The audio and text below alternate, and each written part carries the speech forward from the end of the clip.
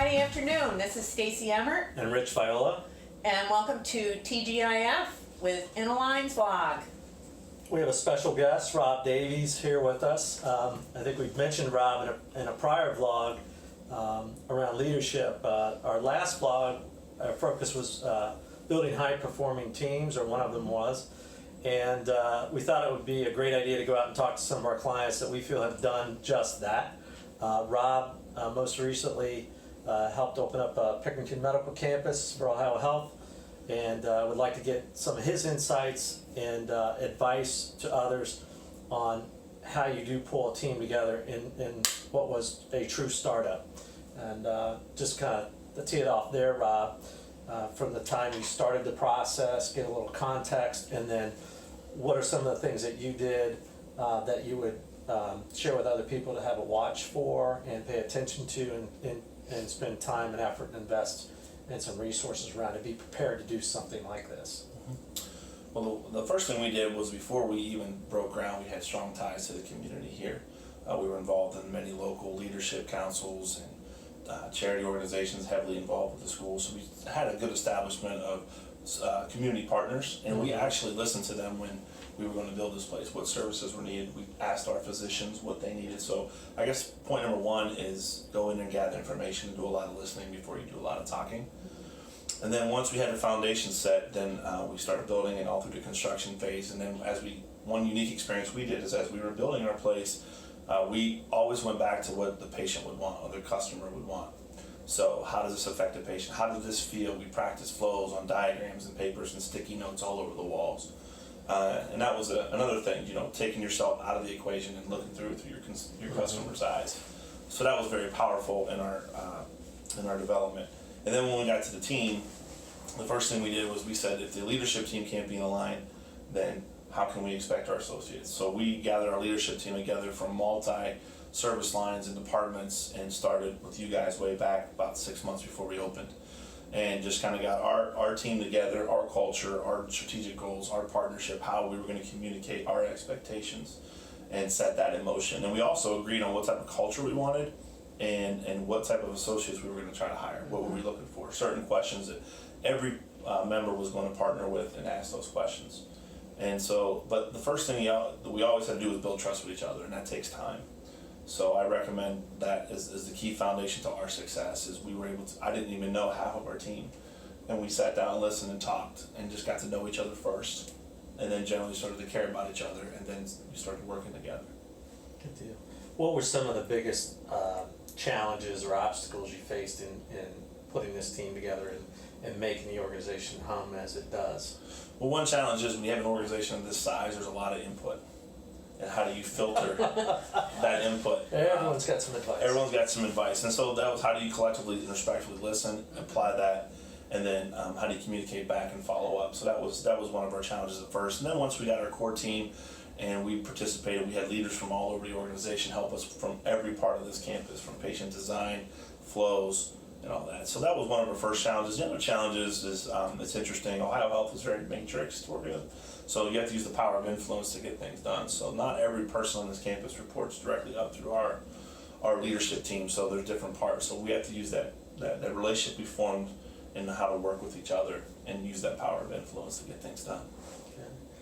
Can you think of any really big lessons learned or biggest takeaway that you could share with others? It was kind of an aha moment for you. You may not have seen it coming, but it hit you guys, you dealt with it, and you came out shining on the other end. Sure, one of the aha moments were, in a project like this, you never know what's coming next. And so you have to be willing to, I guess the biggest aha for us was when we're missing at one point of the project, you can't do certain things because the project ebb and flows according to money, resources, all that. And so that was one of the challenges. You look back, you say, why didn't we do this? Well, at that current time, we had to make that decision. You have to make the best decision with the resources and the information you got. So that was one thing that we had to learn, was to be patient.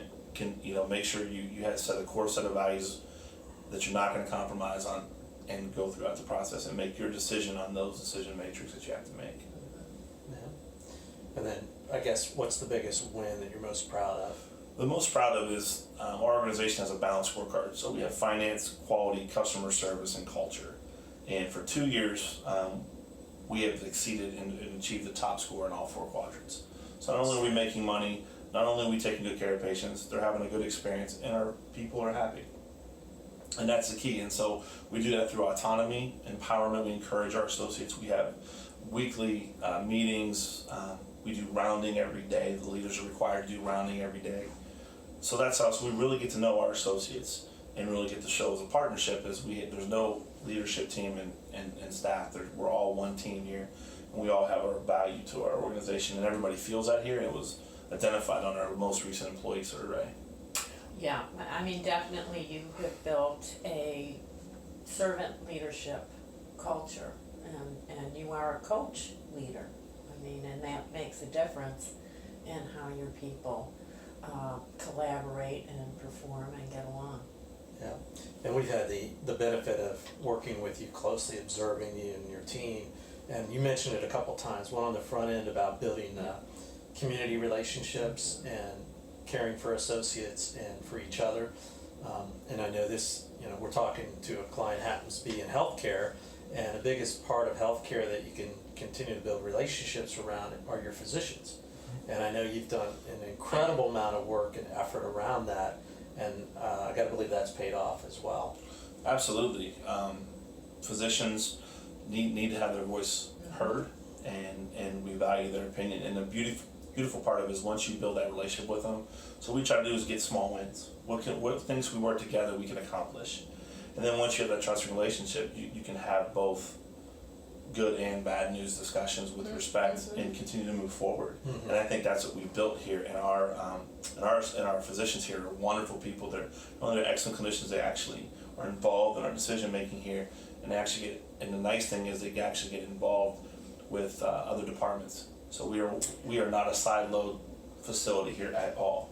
I remember you saying that the physicians would come in and join lunch, and that is very different from other facilities. Yeah, I mean, the way we've been designing the building, we were designing the building to make sure there was no silos, and we're all integrated, from the architectural to the workflows to the patient flows. And so we continue that model up. So it's not uncommon for a primary care physician to walk over to a cardiologist, or a cardiologist come down and ask a patient how their test went with us in imaging. So it's that community we built. We all feel we're all part of it, and that's something you have to stay on every day.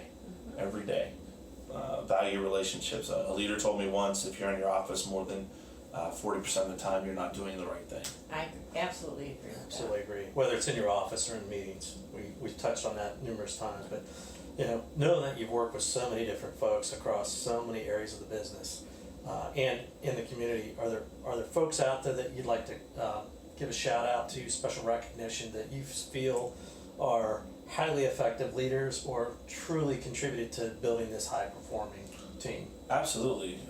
Jason Theodore was one. He was our vice president at the time, and really kind of kicked it off, and really was kind of a mentor to me throughout this process, and he's a servant leader and an action doer and a follow through type of person, and one that I modeled some of the things the way I do. Around Jason. My current boss is Gary Richards. Him and I formed a special bond. He was the project lead from the facility side, and he helped tie into operations, and now became my boss as we had a transition a couple years ago, and him and I have had a great relationship built on trust, open communication, asking for feedback, leading up. He leads up, down, sideways, and that's kind of the culture we have. And obviously our team here, Nikki Lyons, our clinical ops manager, is exceptional. Really has just, come out of the box from the imaging manager to really do a wonderful job here, and I fully trust her with all operations on this campus. And then J.R. Diebold, our imaging supervisor, and Kevin McNaught James, our rehab supervisor. So interestingly enough, the team that we opened with is the team that's still here. Absolutely. And still kicking it out every day. Absolutely. Which is a great testament to all of you, really. Congratulations. Thank you very much. Thanks for joining us today. Cheers. Cheers.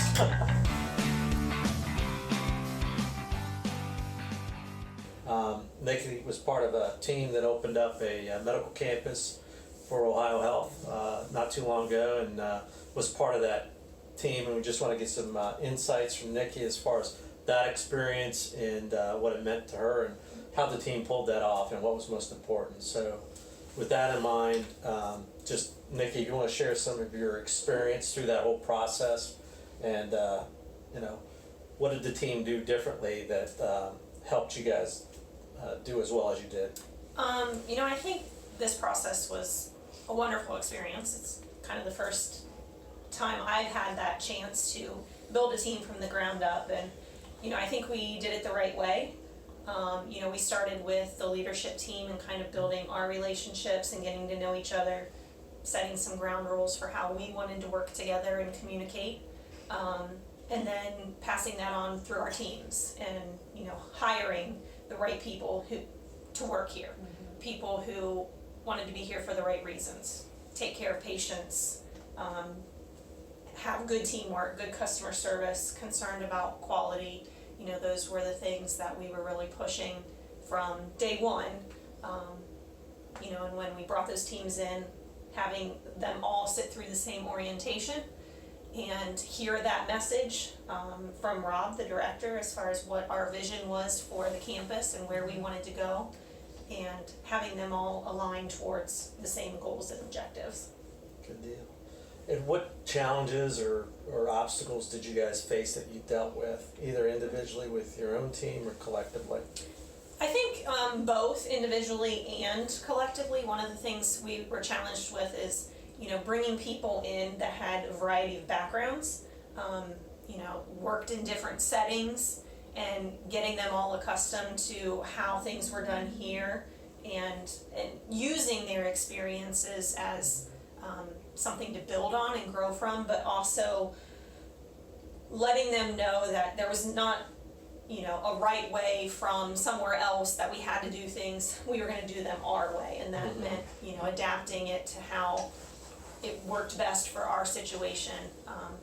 Like I said, that individual teams, you have people coming from different places, and then collectively you've got different departments with different ideals and objectives that we had to kind of get everybody rowing in the same direction. Yeah, and I'm kind of curious, just through your eyes going through that process, what were some of the biggest lessons learned or biggest takeaway you had that you dealt with, and whether you guys came up with your own best practice or something that one of the top 2 or 3 things that you could think of, or even one that you would share with anyone else trying to build a high performing team, not necessarily for a medical campus, but for any team. For any team.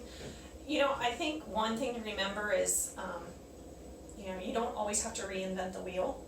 There are people out there that do things well, and it's not shameful to beg, borrow, and steal from what others have done. So, taking input from people who have seen it done well or put teams together in the past, and getting their advice and input, and using that to your advantage to do things the right way and not fall in those same holes that others have fallen in. Okay. So what would you say from, the beginning to now, on a scale of 1 being low and 5 being high, the sustainability of those efforts? I think we're very close to a 5 on the sustainability. I think, what we try to push our associates is, they are the ones that build the culture, and they're the ones that have to live it out every day and carry it on. So when we bring in new associates or new team members, making sure that that's being instilled in them, as well as, just here's how we get from point A to point B. How do we work with each other? How do we communicate? And I think, we've done pretty well at making sure that's ingrained. Okay, good deal.